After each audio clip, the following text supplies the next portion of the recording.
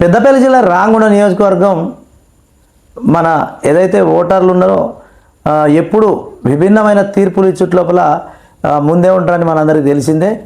ఇటీవల BRS party municipal ఎన్నికల లోపల ఓడిపోయింది. ఒకప్పటి నుంచి కూడా ఈడ ఇండిపెండెంట్లు గెలుచుడు అనేది ఉండే. ఈసారి ఇండిపెండెంట్లు కూడా గెలవలే. ఇంకా నిజం చెప్పుకోవాలంటే గతంలో ఎమ్మెల్యేలు కూడా ఇండిపెండెంట్గా గెలిచిన సందర్భాలు ఉన్నాయి ఇక్కడ. అంటే ఒక విచిత్రమైనటువంటి నియోజకవర్గం. కానీ ఇప్పుడు మాత్రం బీఆర్ఎస్ పార్టీ లోపల మొదలైనటువంటి ఈ మూడు ముక్కలాట చేయబట్టే బీఆర్ఎస్ పతనం అనేది ఇక్కడ రాంగుండం నియోజకవర్గంలో ప్రారంభమైందని చెప్పచ్చు. ఎందుకంటే ఇప్పుడు కోరకంటి చందర్ మొదటి నుంచి ఇక్కడ ఒక కార్యకర్తగా, తెలంగాణ ఉద్యమకారునిగా, ప్రజలందరి మనసులు గెలుచుకున్న వ్యక్తి. తను బీఆర్ఎస్ టికెట్ ఇవ్వకపోతే ఒక సింహం గుర్తు తెచ్చుకొని ఇక్కడ ఎమ్మెల్యే గెలిచింది మనందరికీ తెలిసిందే. మరి తర్వాత మొన్నటి టర్మ్ లోపల ఈ కాంగ్రెస్ ప్రభంజనంలో ఓడిపోయాడు. మళ్ళోసారి గెలవాలంటే ఇంకా 2 ఏళ్ళే ఉన్నది కాబట్టి రాంగుండం నియోజకవర్గంలో పార్టీని పటిష్టం చేయాలి. మరి ఈ సందర్భం లోపల ఏమవుతుందంటే ఇక్కడ మూడు ముక్కలాట అనేది జరుగుతుంది. ఈ మూడు ముక్కలాట లోపల బీఆర్ఎస్ లోపల పార్టీ లోపల ముసలం ఏర్పడ్డది. కార్యకర్తలు జీవితాలు, నాయకులు జీవితాలు, మొత్తానికి 3 వర్గాలైనాయని మనం చెప్పగానే చెప్పచ్చు. అంటే 3 వర్గాలలో ఒక వర్గం సపరేట్గా చీలలే, కానీ తనకంటూ ఒకటి కౌశికర్ని తీసుకుంటే బీజేపీ నుంచి ఎప్పటి నుంచో క్యాడర్ ఉన్నటువంటి వ్యక్తి, ప్రజారాజ్యం నుంచి పోటీ చేసి అతి తక్కువ ఓట్లతో ఓడిపోయినటువంటి వ్యక్తి. అట్లనే రాంగుండంతో పాటు గోదావరికంలా కాలనీలో కూడా తనకు ఒక సపరేట్ ఓటు బ్యాంక్ ఉన్నది. బీజేపీ నుంచి మొదలప్పుడు నుంచి ఉన్నటువంటి కార్యకర్తలతో పాటు తర్వాత ఈ కార్మిక సంఘ నాయకుడను అదో అనేక రకాలుగా కౌశికర్కి చాలా వరకు క్యాడర్ ఉంది. తను ఇప్పుడు చీల్చడానికి ఏం ప్రయత్నం చేస్తున్నాడు, కానీ తనకు కూడా ఒక వర్గం ఉన్నట్టే. ఇక రెండవది కోరకంటి చందర్కు మొదటి నుంచి ఉద్యమకారులు, తర్వాత గతంలో కార్పొరేటర్గా చేసిన వాళ్ళు, ఎన్నికలప్పుడు ఎంబడున్నోళ్ళు, ఉద్యమం చేసినప్పుడు ఎంబడున్నోళ్ళు, అటు కొప్పులీశ్వర్ సపోర్ట్ కానీ ఇట్లా ఇవన్నీ ఉన్నాయి కాబట్టి తను కూడా ఒక వర్గంగా ఉన్నాడు. మరి ఎన్ఆర్ఐ వేళ హరీష్ రెడ్డి రామగుండం లోపలికి రావడంతో, రాజకీయాల్లోకి రావడంతో ఏమైందంటే మరో కొత్త మలుపు తిరిగింది. వాస్తవానికి వేళ హరీష్ రెడ్డి ఇంకా పూర్తి స్థాయిలో రామగుండం నియోజకవర్గంలో ప్రజలకు తెలియకపోయినప్పటికీ బీఆర్ఎస్ లోపల ఉన్నటువంటి కార్యకర్తలు కొంతమంది మనసు గెలుచుకున్నాడో మరి ఏం చేసిండో తెలియదు, కానీ కొంతమంది హరీష్ రెడ్డి వర్గంలో ఇప్పుడు ఉన్నారు. దాని ఏదో చారిటీలు చేసుకుంటా, లేకపోతే ఈ యూట్యూబ్ ఛానళ్ళల్లో ఇంటర్వ్యూలు ఇచ్చుకుంటా, తను సొంతంగా కూడా సోషల్ మీడియాలో పోస్టులు పెట్టుకుంటా కొంత ప్రజలకు కొంతవరకు దగ్గరైంది. కానీ తనకున్న మైనస్ అయితే ఒకటి ఉన్నది. ఇంతవరకు ప్రజల్లో మమేకమైనటువంటి వ్యక్తి కాదు. ఇప్పుడు కౌశికర్ కానీ కోరకంటి చందర్ కానీ ఏ డివిజన్ పోయినా మల్లేషు ఇట్రా, తమ్ముడు బాగున్నావా, సంజీవ్ అక్క మంచిగున్నావా, సుశీలక్క అని ఇట్లా పిలిచే అంత క్యాడర్ వీళ్ళకు ఉన్నది. కార్యకర్తల బలం కూడా ఉంది. కాకపోతే ఎంతో కొంత క్యాడర్ను హరీష్ రెడ్డి కూడా ఏర్పరచుకున్నాడు. ఇటీవల మరి ఎన్నికల లోపల తను ఎందుకు ప్రచారం చేయలేదో, అంటే విస్తృతంగానైతే ప్రచారం చేయలేదు అభ్యర్థుల కోసం. మరి దానికి కారణం ఏందనేది అయితే మనకు తెలియదు. అంటే ఇక్కడ బీఆర్ఎస్ అధ్యక్షుడు కోరకంటి చందర్ కాబట్టి తన ఆదేశాలు లేకుండా ఈ ప్రచారానికి కానీ దేనికి కానీ రావద్దని గిట్ట కావచ్చు. గోదావరికంలా కౌశికరి ప్రచారం చేసినవి కొన్ని మనం చూసినాం. 11 డివిజన్ కానీ ఇంకా చెప్పుకుంటూ పోతే కొన్ని డివిజన్లల్లో బీఆర్ఎస్ పార్టీ నుంచి చేసిండు. మరి హరీష్ రెడ్డి అయితే దూరం ఉన్నాడు. ఈసారి వాస్తవానికి ఇప్పుడు ఇట్లా కార్యకర్తలు చీలిపోవడం అనేది ఇది అతి కొద్ది రోజుల నుంచి మాత్రం బాగా ఎక్కువైంది. ఈరోజు సోషల్ మీడియాలో కనుక చూస్తే ఇటు చందర్ వర్గం నుంచి కొంతమంది అభిమానులు, అటు హరీష్ రెడ్డి వర్గం నుంచి కొంతమంది అభిమానులు, ఈ 2 వర్గాలకు చెందిన వాళ్ళు పోటాపోటీగా పోస్టులు పెట్టుకుంటా చిల్లరగా మాట్లాడుకుంటారు. అంటే వాళ్ళ పోస్ట్ లోపల కనిపిస్తున్నటువంటి దృశ్యాలు మరియు ప్రజలకు చేరుకుంటున్నాయి. దీని మీద ఎవరు స్పందిస్తలేరు నాయకులు, కానీ ప్రజల లోపల ఆల్రెడీ దీని మీద ఒక టాక్ మొదలైంది. ఈ ప్రజల లోపల నుంచే వచ్చిన మాటే ఇక రాంగుండంలో 3 ముక్కలాట మొదలైంది.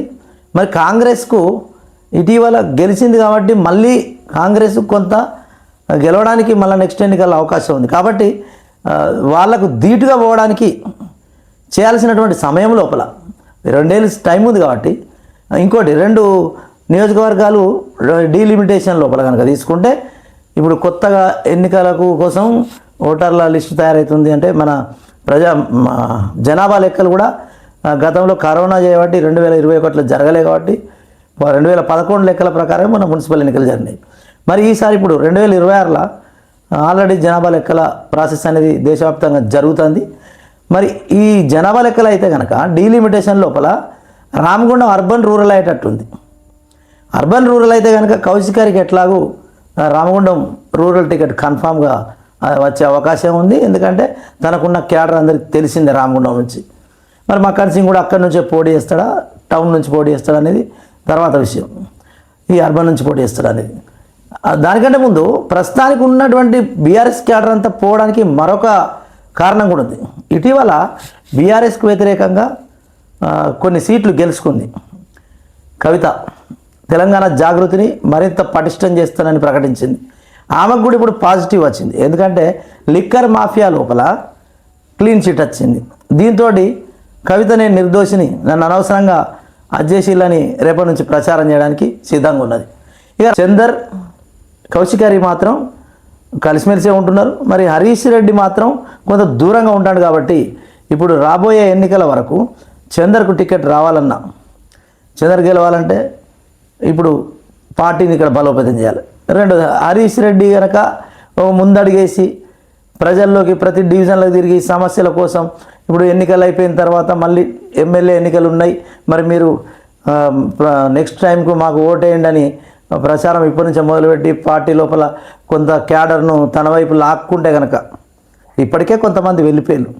మరి వెళ్ళిపోయిన వాళ్ళు చందర్తో ఉన్న వాళ్ళు చందర్నే ఇప్పుడు కామెంట్ చేస్తే ప్రజల లోపల ఎటువంటి అది జరుగుతుంది. అంటే ఈ 3 ముక్కలాట అనేదాన్ని తొందరగా ముగిస్తే తప్ప రామగుండం లోపల బీఆర్ఎస్ పార్టీ గల్లంతైనా ఆశ్చర్యం లేదు. ఎందుకంటే అంతకుముందు బీఆర్ఎస్ పార్టీ ఓడిపోయింది. మొన్న కూడా బీఆర్ఎస్ పార్టీ ఏం గెలవలేదు. అది చందరు సింహం గుర్తు మీద గెలిచిండు కాబట్టి తర్వాత పార్టీ నాయకుడిగా మళ్ళీ కేసీఆర్ పిలుపు మేరకు ఏదైతే కేటీఆర్కు సన్నిహితంగా కవితకు సన్నిహితంగా ఉంటాడు కాబట్టి మళ్ళీ పార్టీలోకి వచ్చిండు. ఇటీవల పోటీ చేసినప్పుడు మాత్రం బీఆర్ఎస్ ఓడిపోయింది. మరి కాకపోతే మున్సిపల్ ఎన్నికల్లో గతంలో గెలిచి మేయర్గా అనిల్ కుమార్ చేసిళ్ళు. మరి ఇవన్నీ కనుక మనం అనుకుంటే కనుక ఇప్పుడు హరీష్ రెడ్డి కూడా ఎన్ఆర్ఐ ఫండ్స్ వాళ్ళ మిత్రులు వాళ్ళంతా సహకారం ఇస్తారు కాబట్టి గట్టి పోటీ ఇచ్చే అవకాశం ఉంటుంది. టికెట్ కోసం కానీ ఖర్చు పెట్టడం కోసం కానీ ఇటు పోటీ చేసేటప్పుడు ఎన్నికల్లో ఖర్చు పెట్టే నిమిత్తం కానీ చాలా భారీ ఎత్తున ఎన్ఆర్ఐల సహకారంతో చేసే అవకాశం ఉంది.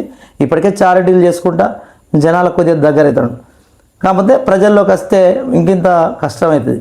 మరి ఈ 3 ముక్కల ఆటను తొందరగా ముగించుకుంటే తప్ప అటు కవిత కూడా వస్తే బీఆర్ఎస్ 3 కాదు 4 వర్గాలు అవుతుంది.